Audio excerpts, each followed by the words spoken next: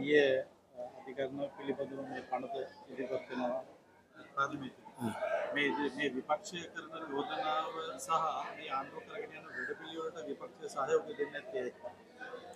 සාමාන්‍යයෙන් ඕනෑම ප්‍රජාතන්ත්‍රවාදයේ තියෙන රටක වගකීම් සහිත විපක්ෂයක් ඉන්නවනේ. මොකද්ද? වැරදි විවේචනය කරන්නත් හොඳ දෙයට සහාය දෙන්නත් ඒ විවේචන කිරීමේදී කන්ස්ට්‍රක්ටිව් ක්‍රිටිසිසම්. ඒ කියන්නේ මොකද්ද? මම දන්නේ සිංහල වචන පොඩ්ඩක් තා ගන්නවා. හරි? එහෙම එකක් කරනවා. නමුත් ඔබ දන්නවා අපේ ඉන්න විපක්ෂය කියන්නේ තනි කරම ක්‍රෝධයෙන් වෛරයෙන් පිරීලා ආණ්ඩුව හෙට වට්ටන්න අනිද්දා වට්ටන්න බලාගෙන ඉන්න කට්ටියක්. ඒකට හේතුවත් ඔබට පැහැදිලිව පේනවා. ඒ හේතුව තමයි නඩු කටයුතු වේගවත් වීම.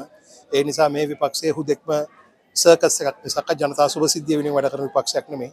ඒ හින්දා ඔවුන්ගේ විරෝධය අපි තඹයකටම අයින් කරන්නේ නැහැ. නමුත් ඔවුන් සාධනීය කරුණක් ඉදිරිපත් කළොත් ඒක අරගෙන අපි කටයුතු කරනවා. ඒ වගේම මම දැන් රනිල් වික්‍රමසිංහ ජනාධිපතිතුමා හිටපු ජනාධිපතිතුමා විදේක අයියේ ප්‍රකාශයක් කරනවා IMF එක 2027 දී මුදල් ගෙවන්න ඕන දැන් මේ ආණ්ඩුව මේ මුදල් ප්‍රතිපත්තිය පිළිබඳව කටයුතු කරන්නේ නැහැ. නමුත් ඒ ප්‍රතිපත්තිය උඩ යන්න ඕනේ IMF එක 2027 මුදල් ගෙවන්න මේ වැඩ කටයුතු කියලා.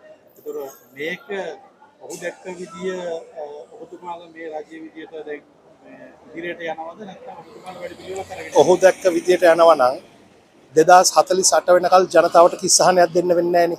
මොකද ඔහු එහෙමනේ කිව්වේ. ඒ වගේම දේශීය සම්පත් ඔක්කොම පිට විකුණන්නත් එපයි. අපි දකින්නේ ඔහු දකින විදියට නම්. ඔහු දකින විදිය හරනම් මිනිස්සු පත් කරන්නේ ඔහුවනේ. ඔහු දකින විදිය ආර්ථික දැක්ම හරනම් 2048 වෙනකල් ඉන්න පාය. නමුත් අපු බංකොලොත් භාවයෙන් එළියට ආවා. අපි C3 තත්ත්වයට පත් වෙලා තියෙනවා ස්ටෑන්ඩඩ් ඇන්ඩ් පුවර් එකේ. සෑම ආදායමක්ම වැඩි කරගෙන තියෙනවා. ආර්ථික ස්ථායීතාවය ඇති කරගෙන තියෙනවා. මිනිස්සුන්ගේ පඩි වැඩි කරලා තියෙනවා. සියල්ලංග සම්පූර්ණ නැහැ. සමහර ලාවට ජනතාවට තාම ඒගොල්ලන්ගේ එදිනදා ජීවිතේ යම් ජීවන වියදම් තත්ත්වය වැඩි. මොකද අපි ගත්තා වූ ආර්ථික ක්‍රියාමාර්ග වල ප්‍රතිලාභ තාම ගලන්න පටන් අරන් නැහැ.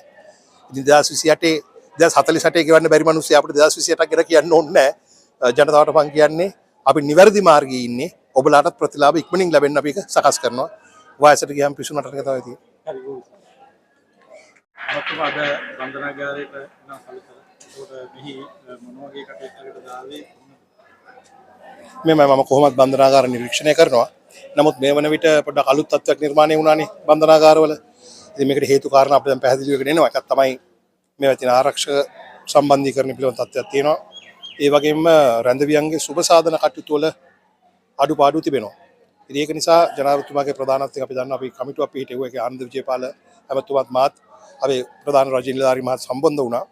ඒකෙන් අපි තීන්දුව කළා මේ හැම ප්‍රශ්න එකටම යාන්ත්‍රණයක් ඒකාබද්ධ යාන්ත්‍රණයක් හදන්න හදිසි අවස්ථාවකදී ප්‍රතිචාර දක්වන්නත් රැඳවියන්ගේ සුබ සාධනය අරමුණු කරගෙන ඔවුන්ගේ ප්‍රශ්න විසඳීම සඳහාත් මැදිහත් විය හැකි රාජ්‍ය යාන්ත්‍රණයක්.